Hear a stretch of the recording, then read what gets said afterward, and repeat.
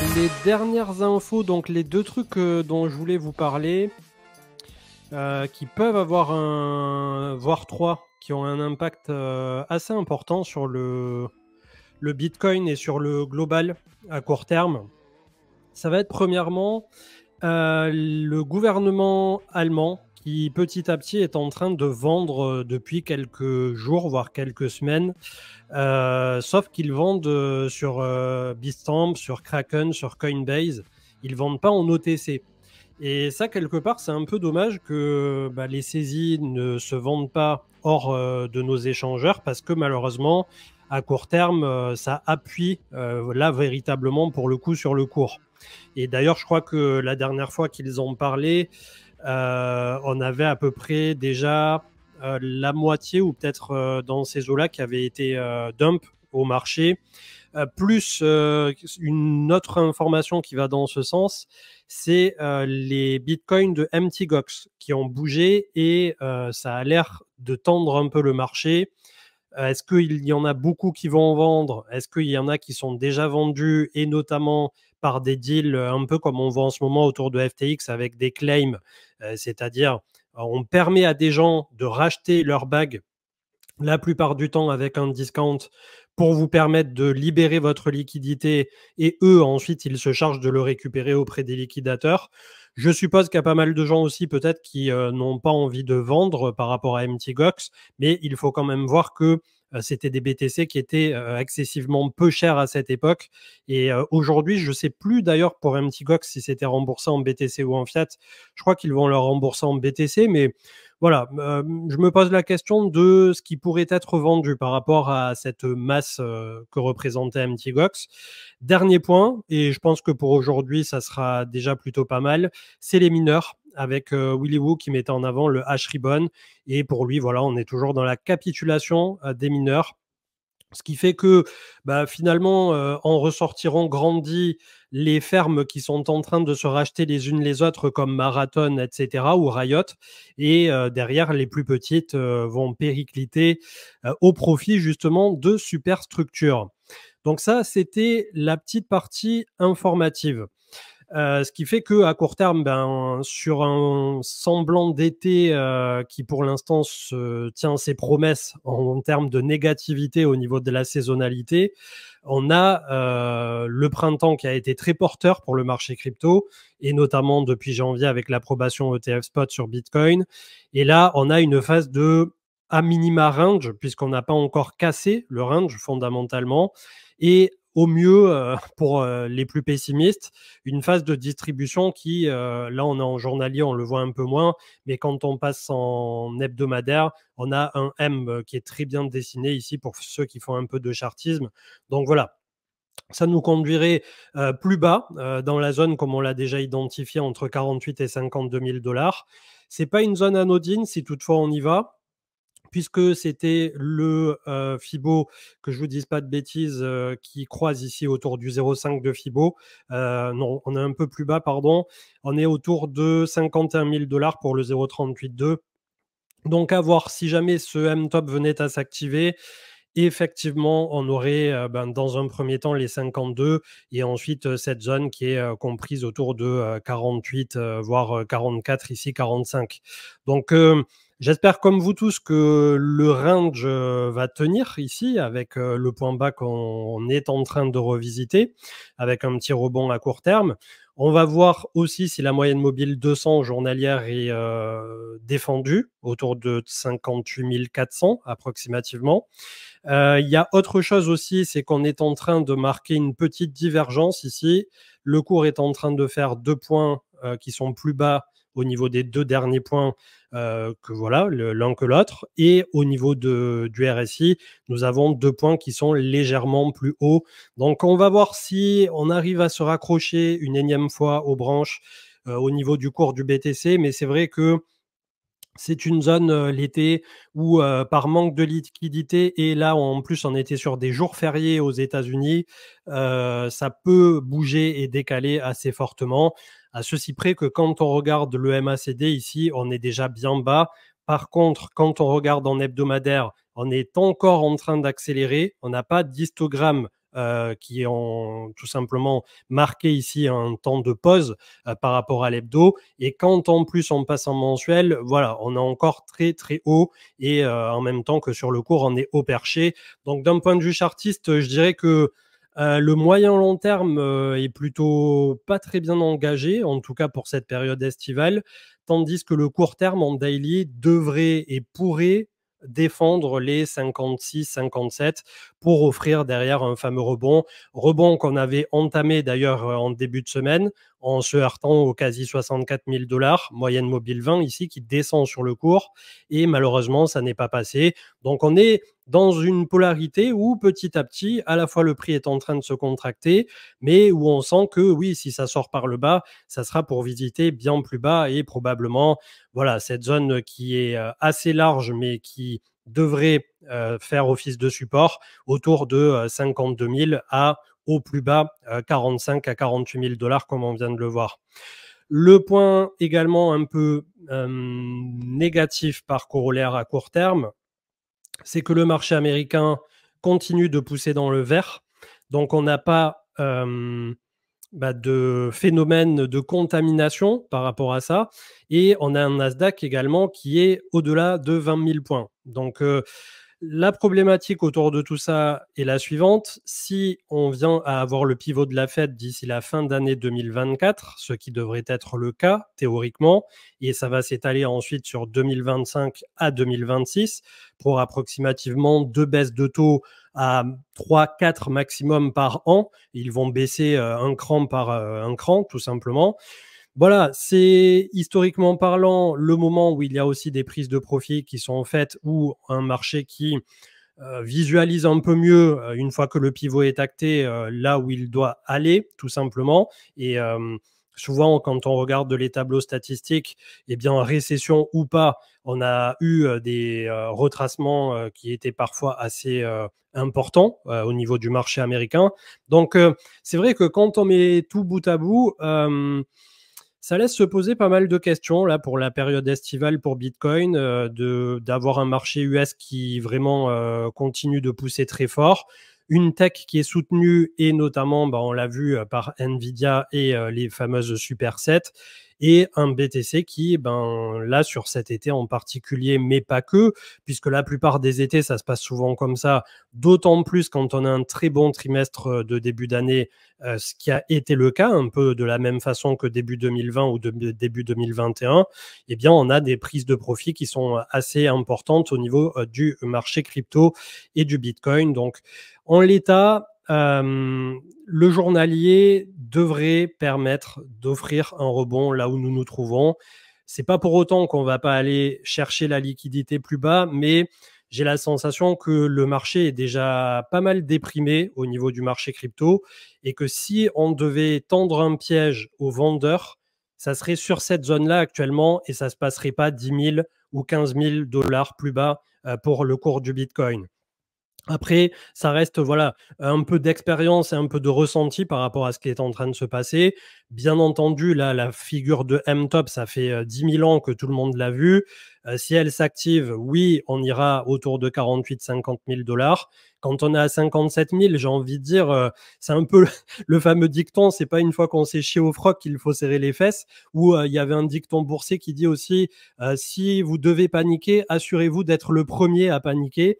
Donc voilà, si vous n'avez pas vendu à 70, 72, 74 000 $ sur Bitcoin et que vous espérez, que vous estimez que dans les prochains trimestres, le cours ira plus haut, c'est peut-être pas le moment effectivement pour commencer à paniquer ou ce genre de choses. Et après, comme on l'avait décrit la dernière fois pour Ether, mais vous pouvez vous faire exactement le même exercice, peu importe l'actif que vous regardez. En ce moment, si par exemple on estime qu'on peut aller sur la zone des 50 000, ça fait une baisse additionnelle d'une quinzaine de pourcents, voire même, allez, 48, ça fait 15%. Ce qui fait que quand on prend le top, on a déjà perdu de mèche à mèche approximativement 22%. Si on perd la totalité de ça, qu'on va sous les 50 000, on perd 33-34%.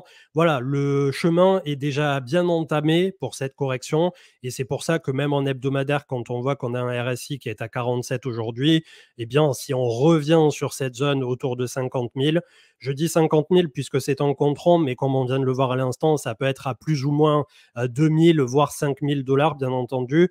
Ça nous permettrait d'avoir un RSI qui se reset complètement sur les points bas qu'on a eu en 2022. Et là, pour le coup, on pose un bottom qui est juste parfait d'ici l'automne. Et ça nous permettrait de repartir sur des bases solides avec un BTC qui aura fait transpirer les mineurs, qui aura épuré à nouveau sur une période, une saisonnalité estivale qui s'y prête énormément, tous les particuliers qui sont arrivés la fleur au fusil au printemps, puisque là, on est dans une semi-phase de capitulation, mais je pense que les particuliers qui sont sur les altcoins, là où ils risquent de capituler pleinement, c'est une fois que l'intégralité des alts sera revenue quasiment au point bas où ils étaient au moment du bear market, ce qui pour certains est déjà le cas, et voire même on est passé parfois sous les points bas du bear market, donc c'est catastrophique pour les alts, ça c'est clair et net.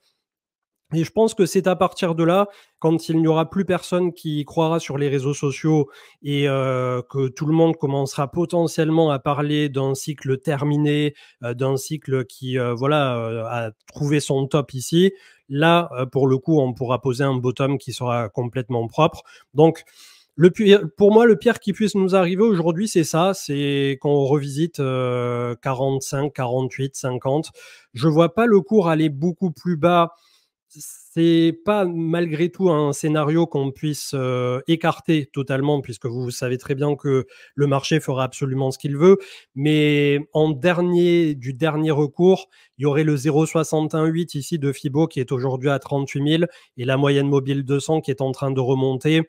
Je ne sais pas qu'est-ce qui justifierait en l'état, sans avoir des catalyseurs négatifs vraiment très importants, le fait qu'on revoit un Bitcoin sous 40 000 dollars. Mais comme d'habitude, tout peut arriver au niveau du marché crypto. Donc, on ne peut pas dire jamais, bien entendu. Donc, j'espère que ça paraît pas trop négatif aujourd'hui. C'est un peu dans la continuité de ce qu'on a vu ces dernières semaines, ces derniers mois. On a un cours qui marque une véritable pause, un cours qui, j'espère, nous fera un peu la réciproque de 2021 sans en avoir la certitude.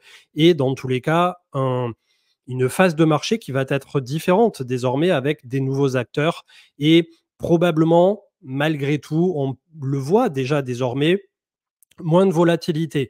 Moins de volatilité à la hausse. On a vraiment tassé les choses ces derniers temps et moins de volatilité à la baisse. Ici, ça fait 4 semaines malgré tout qu'on est en train de baisser sur le Bitcoin et qu'on voit que pendant cette correction, contrairement à ici où on avait un peu plus de volume qui était exécuté sur Coinbase, on a malgré tout des volumes qui petit à petit sont quand même pas mal en train de se tasser.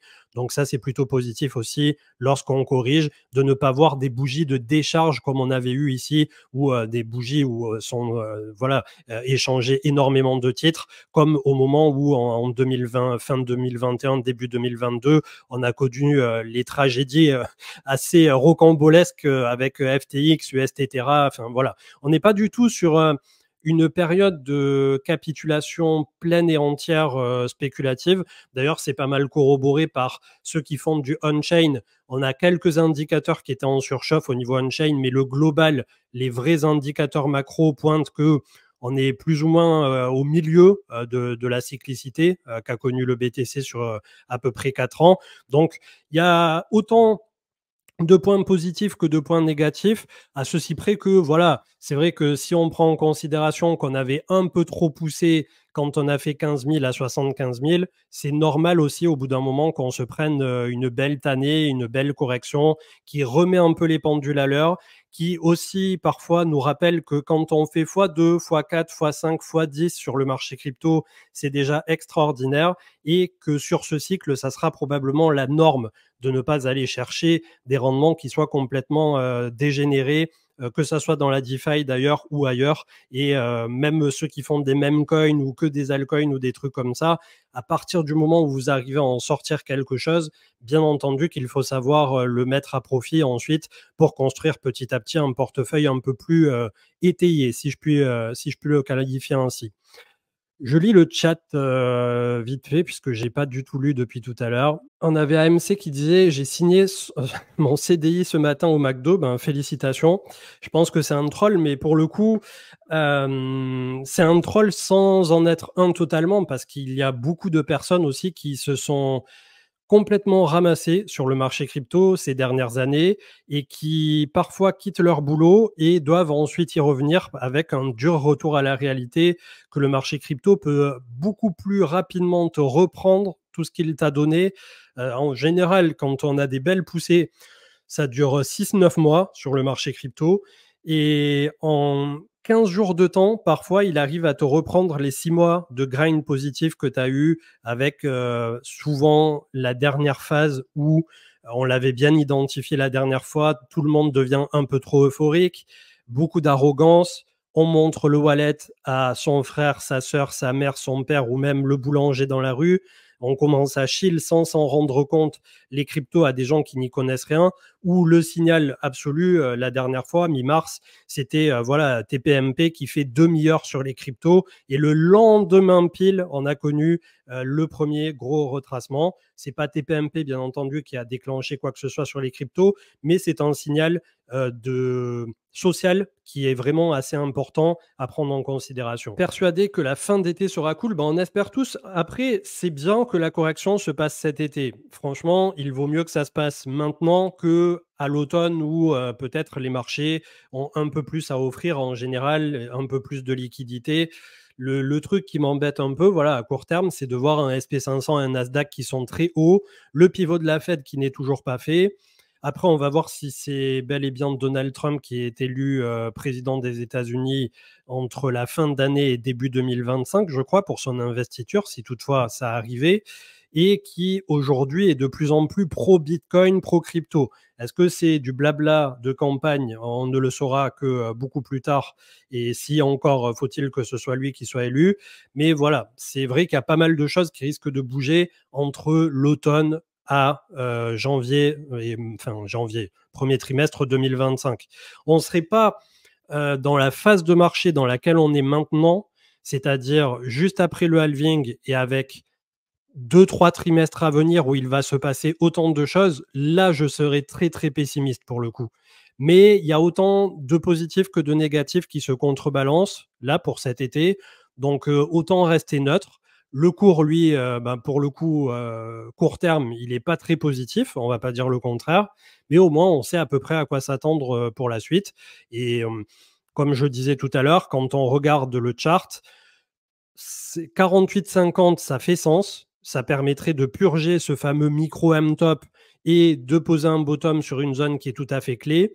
Vous revoir le Bitcoin à 35, 38, 40, je ne sais pas qu'est-ce qui le justifierait en l'état. Voilà.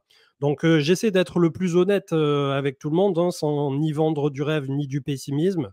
Mais c'est vrai que c'est assez difficile d'avoir un discours qui soit construit à court terme tout en ayant une vision long terme, que je suppose nous avons tous. Oui, bah après je te cucrapoc, je t'avouerai que je suis pas du tout la politique aux États-Unis. Donc, si Michelle Obama est pressenti pour remplacer Biden, écoute, ça fera peut-être un beau duel pour les États-Unis. Mais voilà, après, pour l'instant, il y avait quand même un consensus qui était assez fort, qui a l'air de vouloir à pousser Donald Trump. Après, advienne que pourra, bien entendu.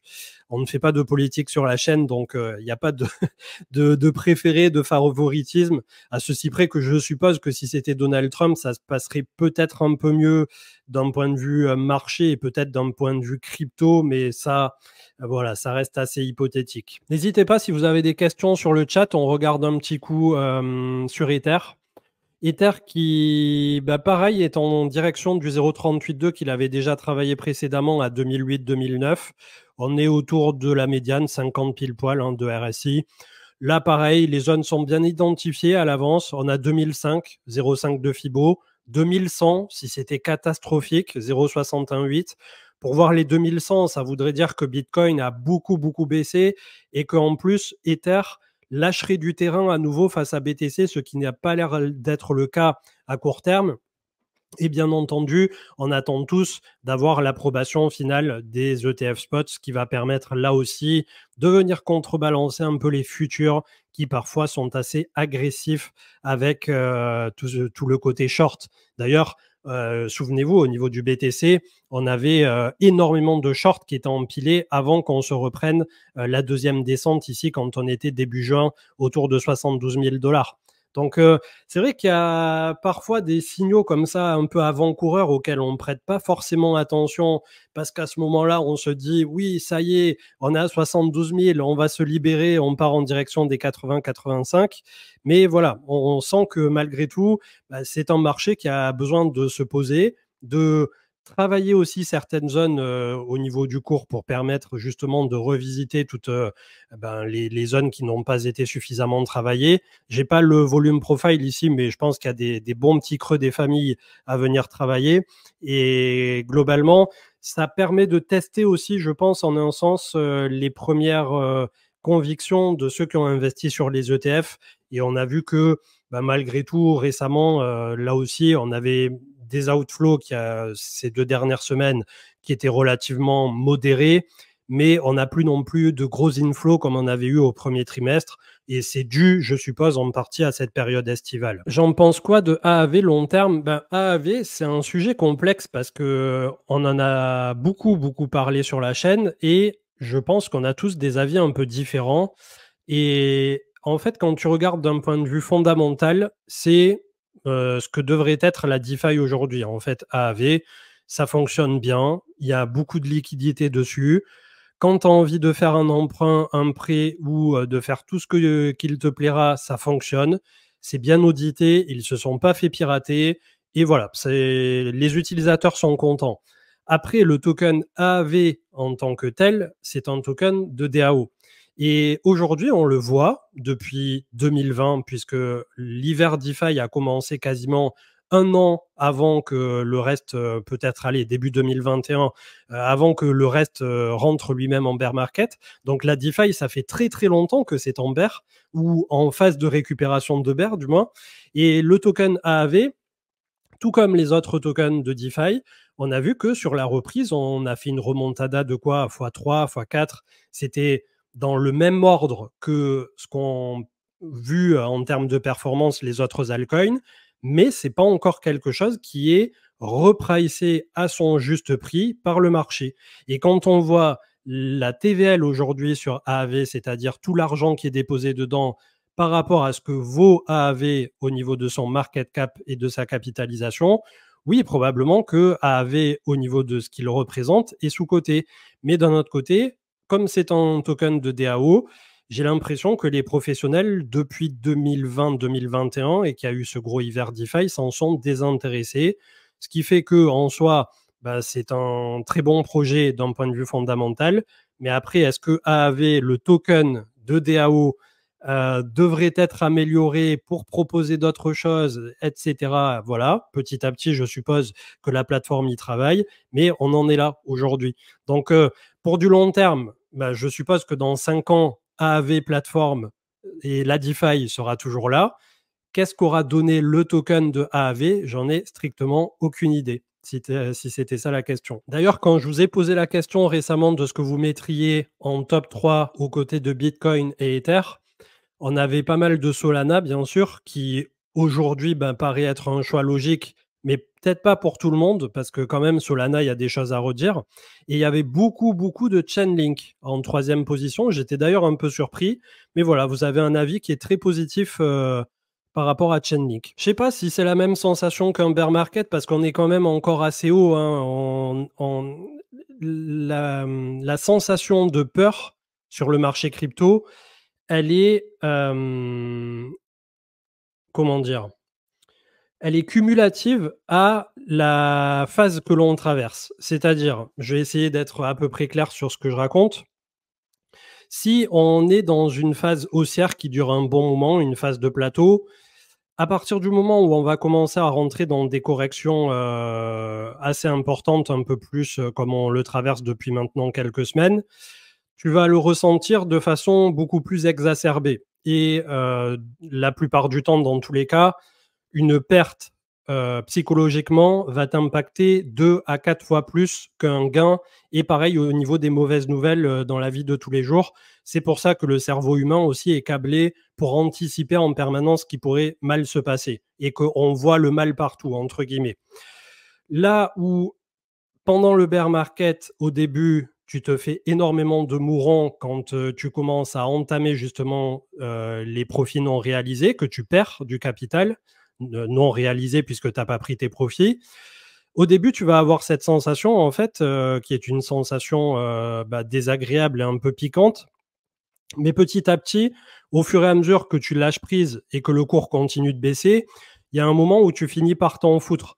Et en fait, la phase où on en est maintenant, c'est typiquement les phases qui, en général, sont des phases de micro-top ou derrière de top qui mènent justement au bear market ou des trucs comme ça.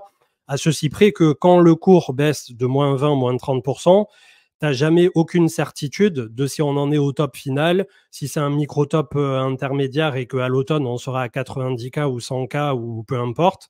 Et c'est là où doit intervenir derrière ta gestion du risque pour éviter de te faire polluer par ce genre de sensations et de prendre des décisions qui soient 100% pragmatiques en fonction d'un plan que tu as bien établi et tout en ayant bien en tête que le marché ne va pas te donner 100% du temps ce que tu t'étais fixé comme objectif. Donc en termes de sensations, oui, tu peux avoir la sensation que tu es dans une période FTX, mais je pense quand même que quand on pose les choses et qu'on regarde qu'aujourd'hui on a un Bitcoin proche de 60 000 et un Ether au-dessus de 3 000 et qu'on vient de 4 000 pour Ether et qu'on vient de 70, 75 pour BTC, quand tu regardes les ratios multiplicateurs, d'un point de vue mathématique, d'un point de vue pragmatique et posé, on n'est pas du tout, mais alors pas du tout, dans les échelles ni psychologiques ni de prix dans lesquels on était au moment de Terra Luna ou FTX, bien loin de là. Et c'est pour ça que, tu vois, il faut faire ce travail sur soi-même pour éduquer son cerveau à lui dire, OK, là, c'est grave, OK, là, c'est pas grave, là, c'est moyen. Un peu comme si quand t'es gamin, on te dit, mets pas la main sur la plaque. Tu vas essayer de toucher un premier coup pour voir ce que ça fait. Et derrière, tu vois, tu vas jauger pour t'approcher un peu du feu suffisamment pour voir si c'est vraiment chaud, mais sans aller te brûler. C'est à peu près ça. Et d'ailleurs, ça vaut pour le coup au niveau de la protection de votre capital. Le but étant, bien entendu, de ne pas le faire flamber complètement et d'essayer systématiquement de le préserver. Parce que ça aussi, on l'a vu, c'est un truc très important. Au mieux, vous arrivez à ne pas prendre des moins 80, moins 90%. Sur les cryptos, il y en a souvent, malheureusement. Et au mieux, vous allez pouvoir derrière développer votre capital. C'est là où beaucoup de gens, malheureusement, ont tendance à se focus sur la performance. Oui, je vais faire x5, je vais faire x10, etc. Mais au moment où ça commence à dégringoler et à méga se péter la gueule, il n'y a personne qui a aucun plan pour au cas où on se prend un moins 80%. Et pourtant, le moins 80 va avoir infiniment plus d'impact au long terme sur votre portefeuille que si vous aviez réussi un x5 au lieu d'un x10 et que vous conserviez votre x5 pour rentrer au bon endroit, bon moment. Bon, j'ai l'impression qu'il n'y a pas plus. Ça discute justement autour de la phase qu'on est en train de travailler. Je vois qu'il n'y a pas grand monde aussi qui est, comment dire, euh, qui est stressé par le moment. Après, je pense que globalement, ceux qui restent maintenant sont quand même des crypto convaincus. On a vu assez peu de gens nouveaux venir, que ça soit sur YouTube ou ailleurs, au moment du début 2024. Donc, je suppose que maintenant, il y en a encore plus qui ont déserté à nouveau et qu'on est à nouveau que dans le club fermé des cryptos convaincus qui resteront encore coûte que coûte pour les prochains mois et les prochaines années. Et je pense que c'est le meilleur conseil que Sacha donne sur le chat. Partons en vacances et rouvrons le wallet dans 3 mois. Clairement, clairement, clairement. Si on était un an plus tard, j'aurais dit c'est pas forcément la bonne chose à faire de fermer les yeux et d'attendre que ça se passe. Mais là, peut-être que pour le coup, au vu de là où on doit être par rapport au cycle, en effet, c'est peut-être pas un conseil qui est mal avisé. Je vois plutôt pareil. Au final, plutôt que de regarder tout l'été et de se faire mal en disant oui, ça a pris plus 5000, ça a baissé de moins 5000 au niveau du Bitcoin. Ben voilà, de se dire oui, il y a de la volatilité. Ok, je peux à court terme être sur une perte de profit non réalisé, mais théoriquement, toujours, puisqu'on ne peut pas s'avancer non plus, d'ici quelques mois, ça devrait être un peu meilleur. Et après, bon, je pense qu'à partir du moment où on aura eu l'élection du nouveau président et le pivot de la Fed, là, normalement, on saura exactement où va le marché US, qui lui-même est en bull run, hein, puisque, je veux dire, on ne peut pas dire autrement. On a un marché US qui, quand bien même il se prendrait un landing dégueulasse, aujourd'hui, n'est pas un marché qui est en peine. On a un marché qui continue de capitaliser, continue d'avoir de très belles entreprises. C'est pas pour autant qu'on ne peut pas se prendre à moins de 10, moins de 15% sur le SP500, mais quand bien même ça arriverait, derrière, on continuera très certainement de monter tant que ce marché existera. Après, ceux qui font des vidéos sur YouTube depuis mars 2020 pour vous dire de mettre de côté des flageolets, un flingue et un bunker, voilà, il y en a à qui ça parle, d'autres non, mais en restant terre à terre et pragmatique sur ce qui se passe au niveau du marché US, jusqu'à ce qu'il y ait un effondrement mondial, et je l'espère pas, pour notamment la plupart des populations pour qui ça serait catastrophique, de voir la finance telle qu'elle existe aujourd'hui, et notamment cette dette qui peut-être un jour sera insoutenable. Il faudra bien trouver une échappatoire ou un nouveau moyen de fonctionner. Mais en l'état de comment fonctionne l'économie aujourd'hui, bien entendu que voilà, on a un marché qui est très propre, qui est très soutenu, des super capitalisations. Voilà, on verra dans les prochaines années si on peut encore s'appuyer là-dessus, mais pour l'instant, ça a l'air d'être le cas. Donc, pas de drame absolu à l'horizon, en tout cas pas pour l'instant.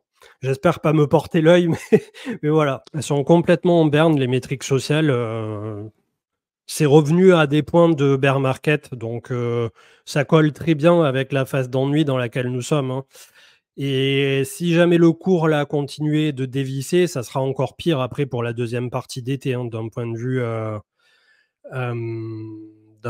de purement YouTube et d'un point de vue réseaux sociaux. J'en pense quoi des actions minières? J'en pense que j'en possède personnellement. J'ai du Marathon, du Riot et une ou deux autres, mais en petite quantité, les deux autres, de même que Coinbase. Et je vais continuer, je pense, mon petit DCA. Après, il y en a qui, enfin, actuellement, on le voit au niveau de la capitulation des mineurs, il y en a qui vont sortir de l'équation. Donc, le truc dont je me méfie, c'est qu'on n'ait pas une qui soit en mauvaise santé, en fait, à court terme. Et pour vérifier si elles sont en bonne santé, on a besoin de passer au travers de ce grand filtre qu'on vit actuellement de la capitulation post-halving. Et je pense aussi que ce halving, on l'a un peu trop tous pris pour acquis, en mode ouais, ça va bien se passer, le cours va faire que only up, etc.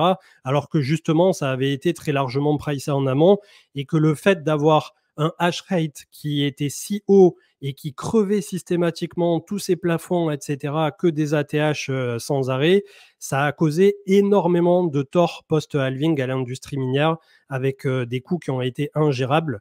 Et on a vu d'ailleurs, je crois, je ne sais plus si c'était Marathon ou Riot, qui ont vendu 1400, 1800 bitcoins pour justement avoir de la trésor. Donc voilà, on s'est quand même pas mal fait dumper, hein, quand on regarde au final entre les mineurs, le gouvernement allemand, on a MT Gox dans les tuyaux.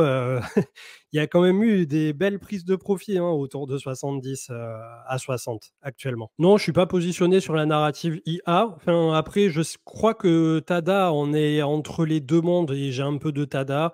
Mais sinon, je ne suis pas positionné sur la narrative IA parce que pour l'instant, et c'est un peu la thèse que j'ai défendue depuis 2022-2023, je trouvais assez peu de ponts intéressants entre blockchain et IA. Alors, mettre dans un deck ou dans un paper IA, ça fait vendre, ça fait pump les tokens. Il y a eu de belles choses autour de Tao, BitTensor ou des trucs comme ça, bien que là, ces jours-ci, c'était un peu dur pour eux. Mais globalement, pour l'instant, j'attends de voir un peu ce qui se met en place. Ça ne veut pas dire que investir sur des narratives IA est mauvais, puisque vraiment, il y a un gros upside de potentiel pour l'intégralité du domaine. Mais pour l'instant, j'ai du mal à trouver le ou les projets qui vraiment me séduiraient, tu vois, pour du long terme. Où je me dirais, OK, ça, dans 2-3 ans, c'est toujours là. Même s'il y a un bear market qui passe dessus, je peux le hold et voilà. Donc, pour l'instant, là, sur ce cycle, je t'avouerai que Narrativia ou autre narrative, je trouve que c'est des feux de paille et qu'on n'en mesure pas encore vraiment tout le bon côté de qu'est-ce qui ressortira du lot un peu mieux qu'un autre. Il y a eu beaucoup de blabla et peu de réel, si je puis dire. Et en vrai, ça vaut pour l'IA, mais ça vaut pour tout, hein. Quand on voit toutes les tolls que sont en train de se prendre les Starknet, les Celestia, les Peace Network, tout là, tout ce qui était sorti et qui était belle traction, belle communauté, tout, il y a tout qui se fait exploser le cul, mais de ouf. C'est une dinguerie. Et il y a tout qui a bénéficié du premier trimestre 2024 avec des giga capitalisations. Et là, maintenant, c'est la fête du slip, hein. C'est vraiment horrible. Layer 0 s'en sort bien. Bah écoute, ça fait peut-être office d'exception, mais pour le coup, Layer 0, je crois qu'il est relativement encore plus récent. Donc peut-être qu'il n'a pas été survalorisé au moment où il a hit le marché. Après, je pense, et ça nous servira d'expérience à tous, que sur un début de cycle, en fait, ça sert strictement à rien de courir tous les chevaux et de se disperser à fond. Moi, je m'en rends compte parce que j'ai bien 10-15 alt dans mon bag. Alors, c'est parfois pas grand-chose et parfois plus que ce que j'aurais aimé parce que, voilà, enfin, pour X ou Y raison. Mais quand je regarde le tout, je me dis que sur les débuts de cycle, l'année post reprise de bear, ou l'année où on pose les choses, typiquement ben, entre 2023 et 2024, là c'était le cas, d'être exposé à tout plein de petits trucs en se disant ouais c'est bon, ça va faire x10, x50, etc. Là vraiment ça n'a pas été du tout porteur sur ce cycle et j'ai peur que à l'avenir ça ne le soit plus tout court. Ça ne veut pas dire qu'on n'aura pas une alt season, mais ça veut dire que ce qu'on avait vu en 2018, début 2018, avec une alt season full retail qui faisait pump absolument tout et n'importe quoi sur des petites capitalisations à l'époque, puis 2021 où ça a été un peu la réciproque, mais amoindri. On a eu de très beaux multiples en 2021, mais ils étaient moindres qu'en 2018. Là, 2024-2025, si on vient à avoir une alt season, je suis vraiment pas sûr que tous les coins et tokens de 2021 récupèrent ne serait-ce que leur ATH. Et c'est vraiment un phénomène qu'on peut observer. Donc, soyez assez prudents hein, sur les diversifications et les zones sectorielles aussi. Est-ce que ça vaut toujours le coup d'investir en seed ou en pre-sale?